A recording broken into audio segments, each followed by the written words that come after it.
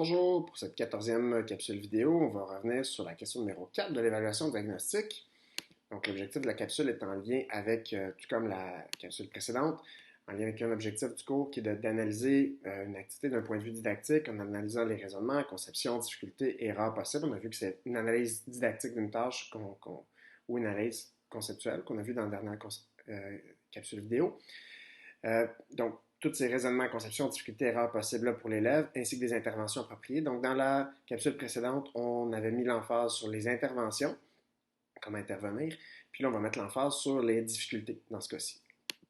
Donc, la question était très simple. Donc, nommer une difficulté possible d'un élève lors de l'apprentissage des probabilités et une autre difficulté en statistique. Donc, j'ai sélectionné 6 de vos solutions des deux groupes. Donc, on va regarder la première ici. Donc, pour les probabilités, ce serait le vocabulaire. Pour statistiques, les calculs. En particulier les pourcentages.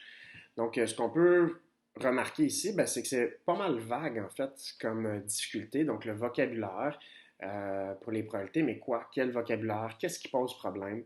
Statistique, les calculs de pourcentage, mais qu'est-ce qui pose problème avec les calculs de pourcentage, entre autres? Donc, ici, on n'a vraiment pas beaucoup d'informations. On a, pour une deuxième solution, probabilité, parfois les fractions peuvent être une difficulté pour les élèves, c'est vrai. Par contre, est-ce que c'est propre aux probabilités ou c'est peut-être plus propre au domaine de l'arithmétique? Oui, en probabilité, on réutilise les fractions, mais est-ce que c'est une difficulté des probabilités? J'en suis pas certain. Pour les statistiques, donc l'apprentissage des termes et des opérations à faire, encore une fois, c'est assez vague, c'est pas spécifique au domaine de statistique. Donc, dans tous les domaines, il y a des termes à apprendre, des opérations à faire. Donc, ici, qu'est-ce qu'on veut dire, qu'est-ce qu'on entend par là plus spécifiquement? On a ici une troisième solution. Le concept de la probabilité est contre-intuitif, ce qui en rend l'apprentissage difficile. Donc, oui, on a vu que c'est une des particularités en probabilité que c'est un domaine qui est assez contre-intuitif. Mais encore là, qu'est-ce qui est difficile? On a des pistes, mais c'est encore un peu trop vague. Une difficulté en statistique pourrait être lors de la conversion entre le pourcentage, la fraction et le nombre décimal correspondant. Oui, c'est vrai qu'on peut faire ça en statistique, mais on le fait aussi en arithmétique, on pourrait le faire dans plusieurs domaines mathématiques, donc c'est pas spécifique à la statistique. Et là, ici, mon but, ce sont pas j'ai pas voulu prendre les trois pires solutions de la classe. En fait, ces solutions-là sont très représentatives de beaucoup des solutions des deux groupes. Donc, vos difficultés ne sont pas suffisamment précises, trop vagues, ne sont pas en lien direct avec les probabilités et statistiques. On en a ici la quatrième qui est un petit peu plus précise, donc ça cible des concepts. Donc, les probabilités, une difficulté en probabilité serait de faire l'arbre des probabilités, comprendre le vocabulaire associé aux événements. Donc, déjà, c'est plus spécifique que juste vocabulaire. Mais comprendre le vocabulaire aux événements, encore là, qu'est-ce qui pose problème? Qu'est-ce que dans l'arbre des probabilités? Faire l'arbre des probabilités? Mais qu'est-ce qui est difficile? Est-ce que c'est de bien séparer chacune des étapes puis de bien voir, par exemple, qu'on a 3 lancers de pièces de monnaie, voir que c'est premier lancé, deuxième lancé, troisième lancé? Qu'est-ce qui est difficile?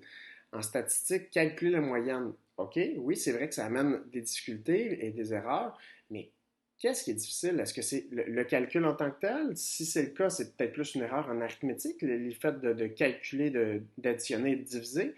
C'est des erreurs plus procédurales. Par exemple, une difficulté en statistique en lien avec la moyenne, ça serait de calculer la moyenne lorsque j'ai une donnée qui est nulle, une donnée égale à zéro. Là, OK, parce qu'il y a des élèves qui vont pas la considérer dans le nombre de données. Donc là, ce serait une difficulté. Calculer la moyenne quand la moyenne est un nombre décimal. Ou calculer la moyenne alors que la moyenne va être un nombre qui ne fait pas partie de la distribution. Donc ça, ce sont plein de difficultés qu'on a déjà vues en lien avec la moyenne, qui sont spécifiques et qui vont beaucoup plus loin que juste dire calculer la moyenne.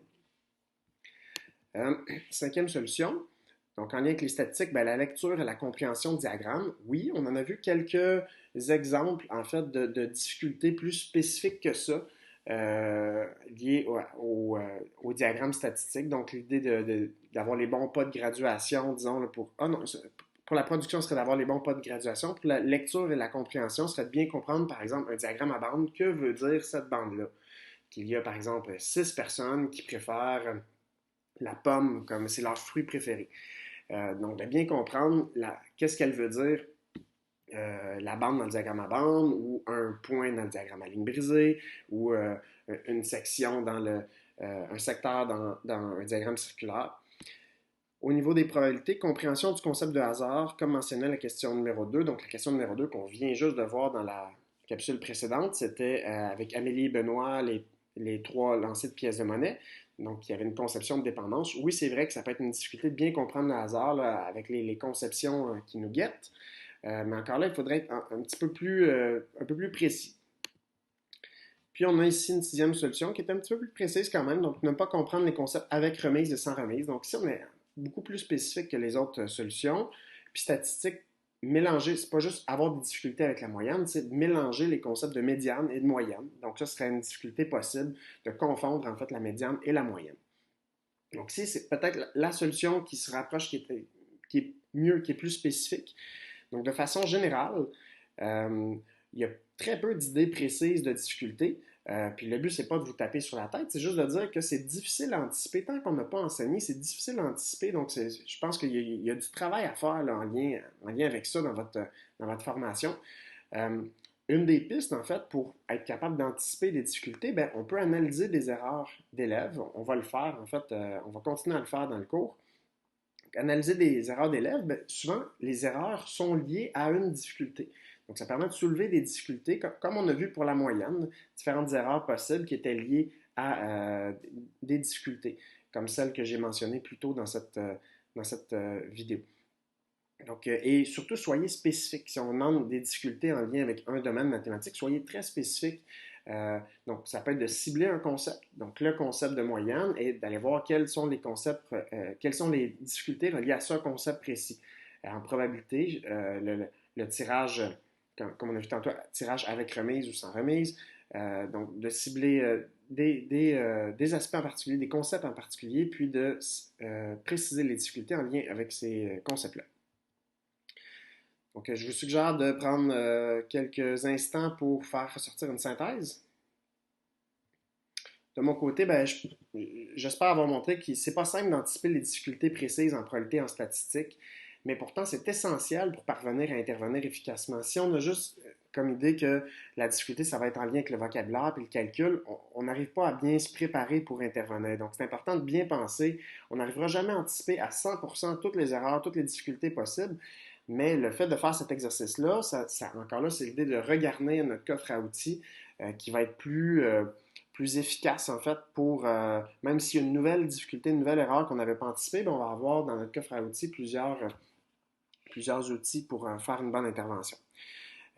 Puis bon, pour regarder ce coffre à outils-là de difficultés anticipées, ben, je pense qu'on a pu susciter, j'espère avoir suscité chez vous une réflexion sur les difficultés qui sont associées à des erreurs d'élèves. Donc, on va continuer à travailler dans la prochaine capsule vidéo notamment sur des erreurs d'élèves ou des procédures personnelles d'élèves pour bien comprendre qu'est-ce qui est compris, qu'est-ce que l'élève comprend, mais qu'est-ce qu'il ne comprend pas aussi, quelles sont ses difficultés. Donc voilà, merci de votre attention.